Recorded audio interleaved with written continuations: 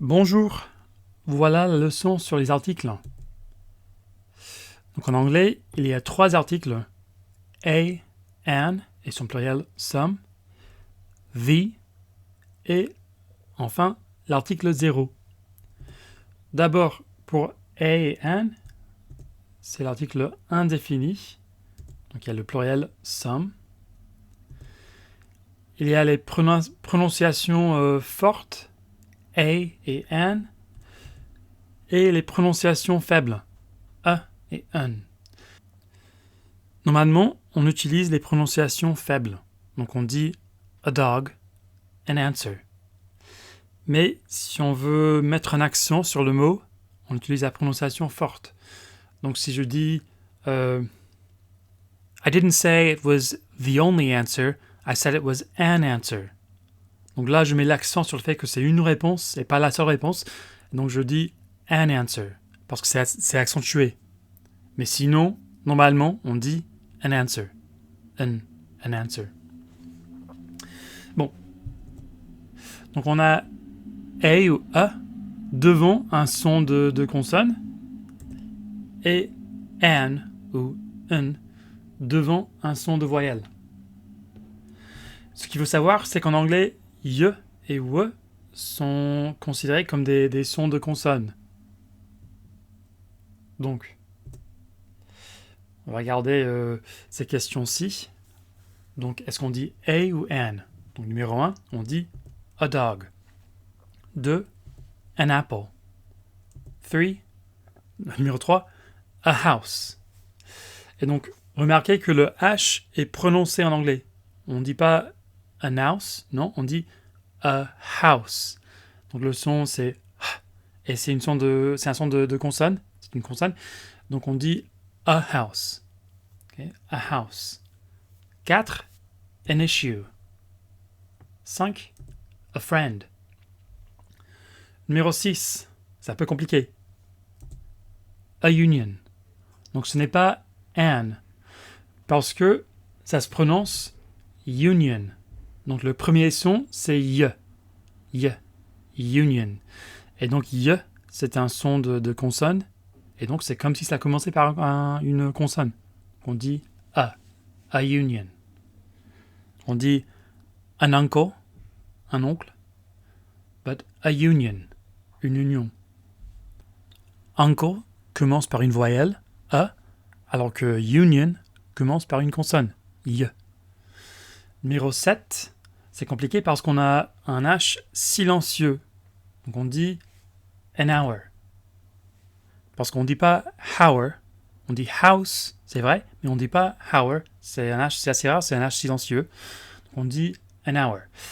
Les mots avec les H silencieux, c'est hour, honest, honor, air, H-E-I-R. Et aux États-Unis, on dit aussi herb. Mais la prononciation ici, c'est hour. En britannique, en received pronunciation, c'est hour. Numéro 8, a year. Et numéro 9, a university. Encore, ça commence par un son de y. On dit university. On ne dit pas university, non. On dit y, university. Et donc, c'est une consonne. C'est un son de consonne. On dit a university. Et numéro 10, an honor. Comme je vous ai dit, honor, ça fait partie des mots qui commencent par un H silencieux. An honor. Parfois, mes étudiants me demandent quelle est la différence entre a, an et one. Donc, quand on dit I ate a sandwich, ça veut dire j'ai mangé un sandwich et non des nouilles ou de la soupe ou quoi que ce soit. Si on dit I ate one sandwich, ça veut dire j'ai mangé un sandwich et non 2 ou 3. Donc voilà.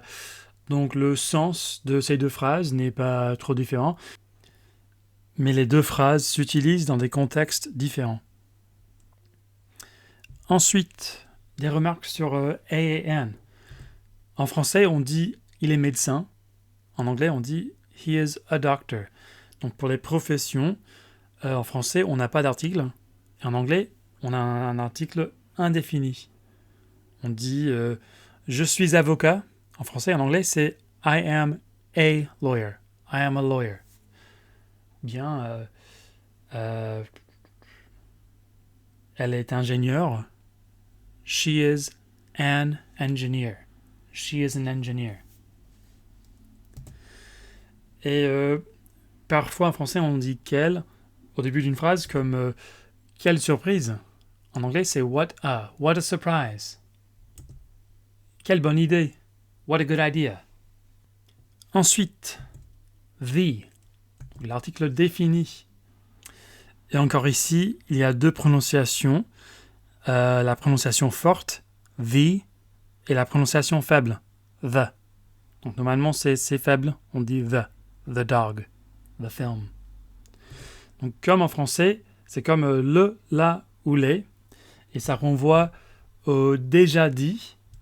Donc, I saw a film last night. The film was about a poor boy. Donc d'abord, je dis a film parce que c'est indéfini. On ne sait pas. J'ai jamais parlé du film avant cette phrase. I saw a film. Mais après, je dis the film parce que je fais référence à ce que je viens de dire, le film que je viens de mentionner.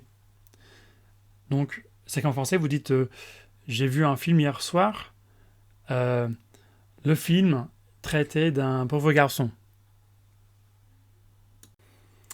Et ça renvoie aussi un élément de la situation présente. Could you pass me the salt?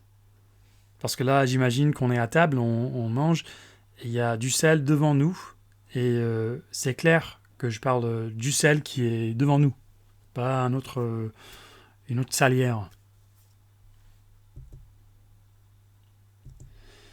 Ça peut renvoyer aussi à du déjà connu culturel. The Queen was in attendance. On va comprendre que c'est la reine d'Angleterre. Et il n'y a qu'une reine. Donc voilà. Et ça peut renvoyer à une généralité. Donc, the computer has changed people's lives. L'ordinateur a changé la vie des gens. Ou bien on peut dire aussi computers have changed people's lives avec l'article 0.